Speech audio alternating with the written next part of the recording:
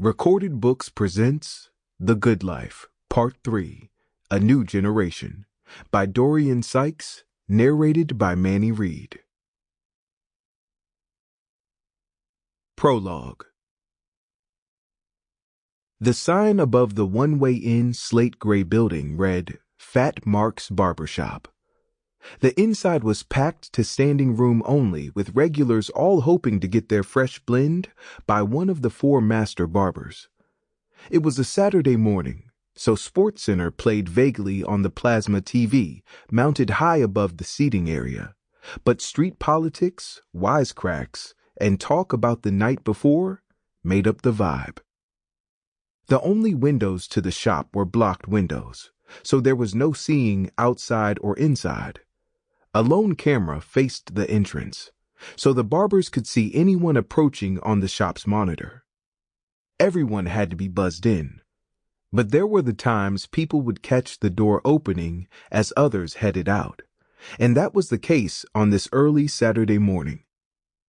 As an older black guy dressed in his GM work clothes exited the shop with his young son in front of him, two masked figures closed their path.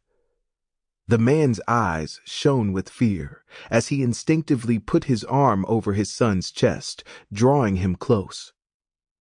The little boy's eyes rose with two AK-47s that were ushering them back inside the shop. There was a yelp of screams and panic, and suddenly two shots rang out. Baka, baka. The second barber, Tony, had gone for his .380, which he kept on his hip, and fired in the direction of the masked men. He'd struck one in the arm, but it proved to be a grave mistake, because the two men returned fire. Laka, laka, laka. The little boy and his dad were the first to feel the flames of the hot, burning rounds being rapidly thrown aimlessly around the shop, as the two gunmen sprayed side to side with all intent to kill. It was complete mayhem and a bloodbath. The shots seemed as if they would never cease.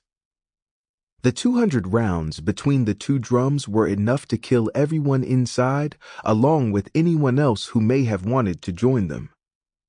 But not everyone was killed when the shots ceased. All of a sudden, the two men had vanished from the shop just as quick as they'd come. Screeching tires signaled their getaway.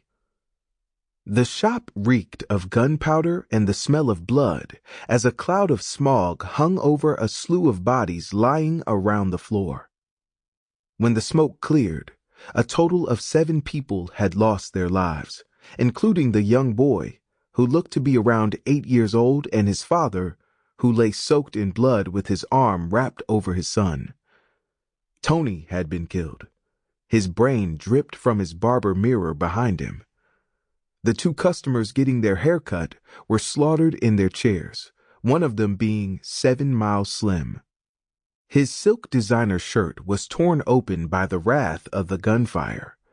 His chest looked as if a tiger had attacked him in the wild. Slim's head was dramatically thrown back, with blood oozing down the diamond 7-mile pendant on his chain. Others lay dead about the shop, while many clung to hope that help was on the way, and they'd prayerfully survive their own injuries. Chapter 1.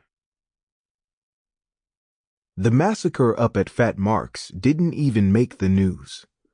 There had been so many murders in Detroit since the summer started that it was almost expected somebody would be killed as the summer rolled on. Every day someone was getting gunned down. It used to be a nighttime thing, when killers would stalk their prey to a location, then get their man. But that was a thing of the past. This new and upcoming generation had taken to murdering their ops, as they called their enemies, in broad daylight. They wanted the kill to be grand and talked about. Although the local news hadn't covered the shooting at the barbershop, the streets had. There were so many theories as to why the shop got shot up, but the one that made the most sense was 7 Mile Slim being the intended target. It was common knowledge that he had 50,000 Sample complete. Ready to continue?